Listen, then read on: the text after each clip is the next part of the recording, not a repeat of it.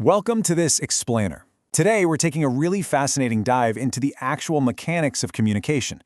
We're going to transform what might seem like a dense, professional English textbook into a highly practical, everyday toolkit for the modern, global professional. We're going to look closely at how our everyday language choices don't just describe the world around us, but actually create real, measurable social impact. Okay, here's our roadmap for today. 1. Language, identity, and inclusion. 2. Planning for the future. 3. Navigating life abroad. And 4. The job search playbook. Let's kick things off with Section 1, Language, Identity, and Inclusion. So when we talk about gender identity, we're really talking about a person's internal sense of self. It's completely distinct from biological sex, assigned at birth, or the traditional roles society expects people to play. As modern professionals, especially if you're working in social integration, community roles, or HR, you've got to navigate these concepts clearly and respectfully to ensure absolutely everyone feels valued. It's amazing how a simple shift in our vocabulary makes such a massive difference in how welcoming our environments actually are.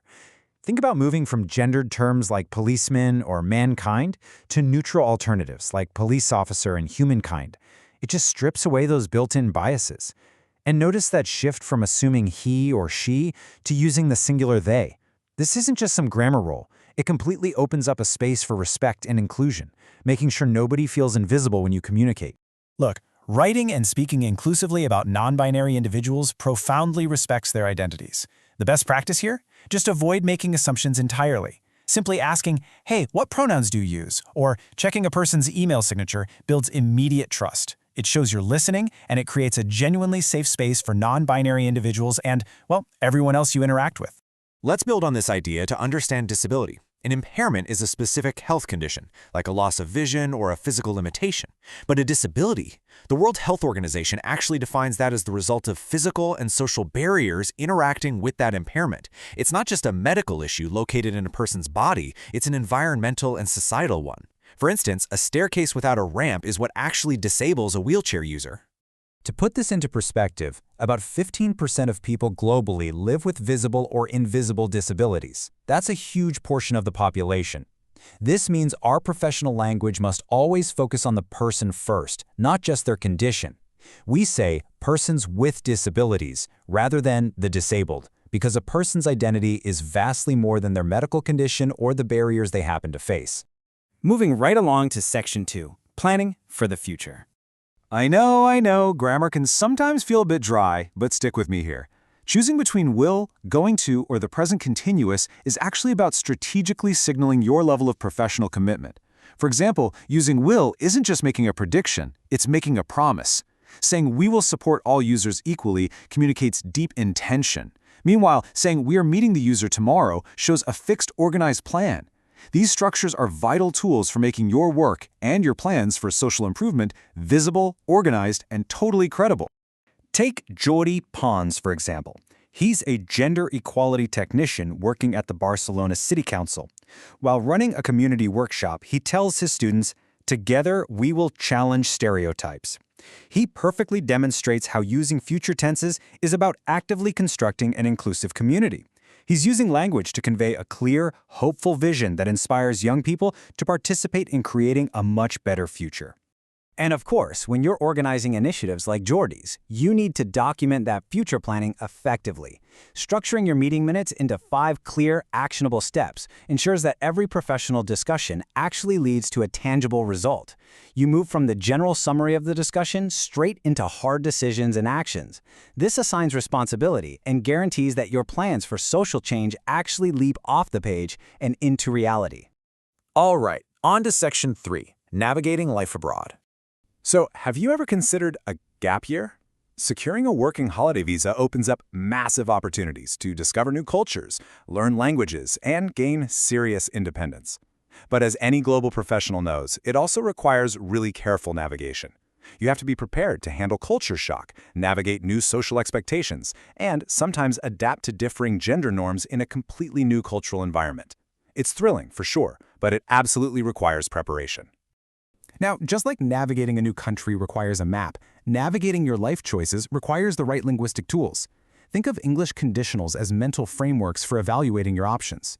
You use the first conditional to imagine real future possibilities, like, if I find a job, I will stay longer. Or you can use the third conditional to reflect on past decisions. If I had saved more, I would have traveled longer. They essentially help us process our global experiences and plan our next moves. Let's look at Laya's story. She's a 21-year-old student moving to New Zealand on a working holiday visa. Her journey perfectly highlights how living abroad reshapes your cultural identity. By discussing her feelings with an international support worker, she realizes that adapting to less rigid gender roles abroad is actually helping her become way more confident in expressing her own opinions. Her story is just a phenomenal example of personal emotional growth through global mobility. But hey, everyday practical skills are just as important as personal growth. When Laya needs to request information about a short course from a university in New Zealand, relying on a simple 3-step structure for an inquiry email guarantees clarity and professionalism.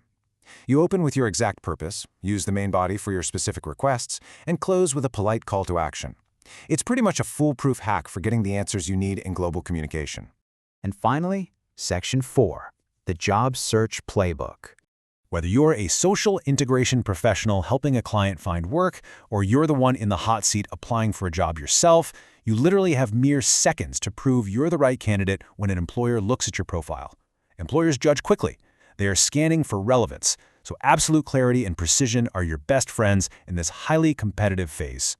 Which brings us to the most vital piece of paper in your entire toolkit, the curriculum vitae. This document is your absolute first impression in the employment market. It needs to be clean, conventional, and totally free of distracting formatting so the employer can immediately see your value without having to hunt for it. Your CV needs to hit a few essential elements right out of the gate.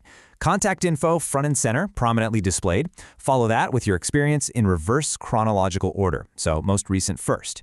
And here's a fantastic professional hack. If you happen to lack formal work experience, connect your volunteer work or school projects directly to the responsibilities of the job you want. It shows incredible adaptability, empathy, and initiative. On the flip side, and this is absolutely crucial, what you leave off your CV is just as important. Spelling errors show carelessness and will get you immediately discarded. Also, never include premature salary demands or list hobbies, like your competitive gaming rank, that have absolutely nothing to do with the role you're applying for. Keep your document tightly focused on exactly what benefits the employer. So now that your professional toolkit is fully loaded, from mastering inclusive language to structuring your international ambitions and perfecting your job search, we come to our final point. The real question is, how are you going to use these precise language choices to advocate for inclusion and actually forge your own global path? Think about how the words you choose tomorrow can completely reshape your professional landscape and the communities you work in. Thanks so much for diving into this explainer with me, and keep learning.